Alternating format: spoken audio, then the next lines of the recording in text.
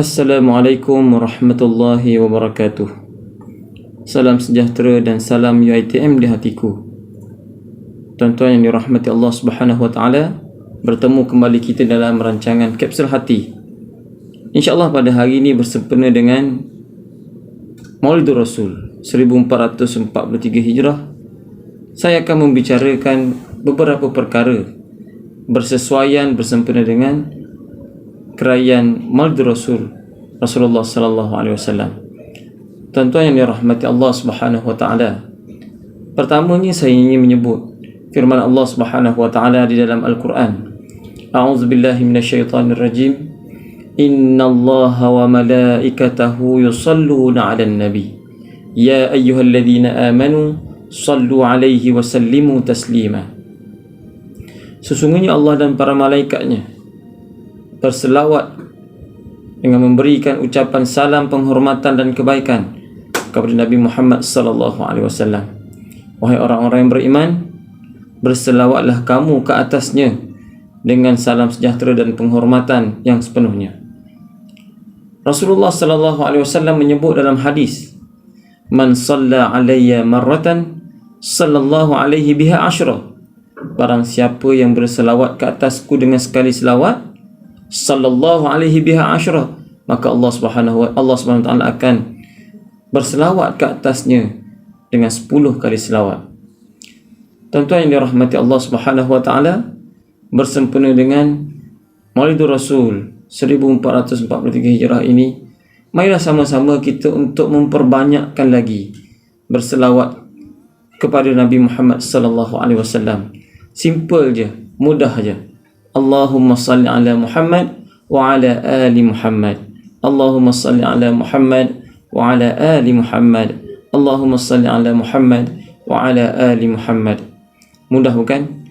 Marilah sama-sama untuk kita melaksanakannya, mengamalkannya setiap hari, setiap minggu, supaya kita mendapat kebaikan daripada Allah Subhanahu wa taala.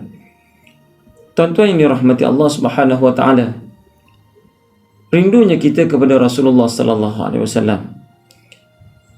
Janji Rasulullah sallallahu alaihi wasallam kepada kita di akhirat nanti, ada sesetengah orang yang boleh berdamping, duduk dekat dengan Rasulullah sallallahu alaihi wasallam pada hari kiamat. Siapa mereka ni? Di antaranya ialah orang yang menguruskan anak yatim dengan cara yang terbaik.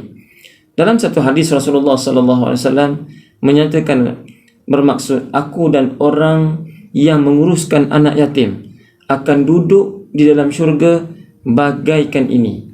Rasulullah SAW menunjukkan isyarat jari telunjuk dan jari tengahnya, lalu merenggangkannya.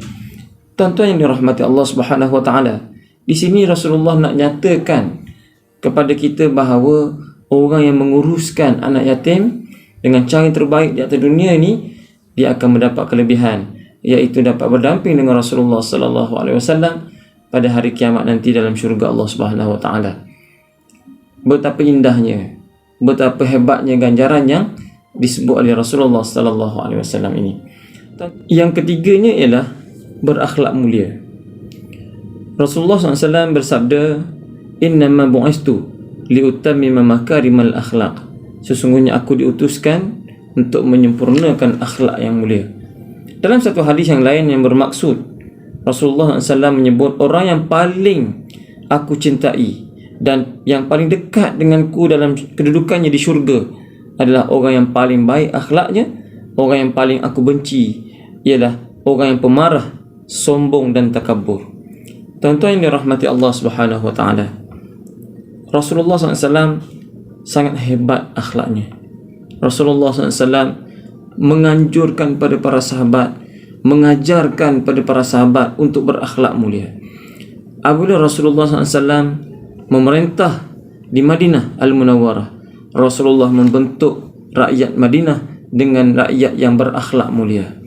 Tuan-tuan yang dirahmati Allah Subhanahu wa taala, dalam hidup ini orang yang paling senang untuk kita berurusan ialah orang yang paling berakhlak dan paling beradab. Dan orang yang paling tak seronok, paling kita tak nak berurusan ialah orang yang tidak berakhlak, malah sombong, takabur dan berbagai sifat yang tidak baik. Jadi anjuran Rasulullah SAW kepada kita untuk berakhlak mulia. Berakhlak mulia merupakan sunnah Rasulullah SAW. Jadi sama-samalah kita untuk melaksanakan tuntutan ini dalam hidup kita, dalam diri kita. Sama-sama kita berusaha untuk berakhlak mulia, dan sama-sama berakhlak mulia membentuk satu masyarakat yang berakhlak dan beradab. Tuan-tuan yang dirahmati Allah Subhanahu wa taala, sekian saja Kapsul Hati pada minggu ini. InsyaAllah kita akan berjumpa lagi di pada minggu hadapan. Dan salam sejahtera, salam UiTM di hatiku, salam Maulidur Rasul 1443 Hijrah. InsyaAllah kita semua berada dalam keadaan yang selamat. Allahumma inna na'udzubika minal baras wal junun wal juzam wa min sayyi'il asqam. Semoga kita semua selamat daripada jangkitan COVID-19, dan semoga kita semua berada dalam keadaan yang teguh imannya dan sentiasa kuat kudrat untuk melaksanakan ibadah kepada Allah Subhanahu wa taala. Assalamualaikum warahmatullahi wabarakatuh.